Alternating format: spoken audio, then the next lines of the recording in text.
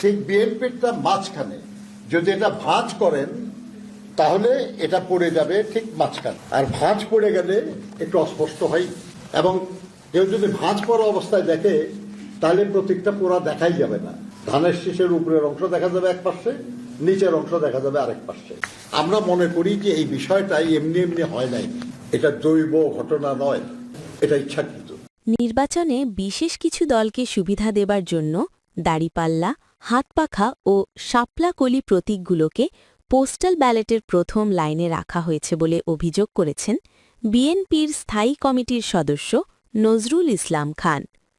বুধবার ১৪ জানুয়ারি সন্ধ্যায় গুলশানে বিএনপির কেন্দ্রীয় নির্বাচন পরিচালনা কার্যালয়ে এক সংবাদ সম্মেলনে তিনি কথা বলেন। নজরুল ইসলাম খান বলেন, পোস্টাল ব্যালটে এমনভাবে ধানের শীষ রাখা হয়েছে যাতে সেটা ভোটারদের কাছে ভালোভাবে দৃশ্যমান না হয়। একে দৈব ঘটনা নয় বরং ইচ্ছাকৃত হিসেবে অভিহিত করেন তিনি।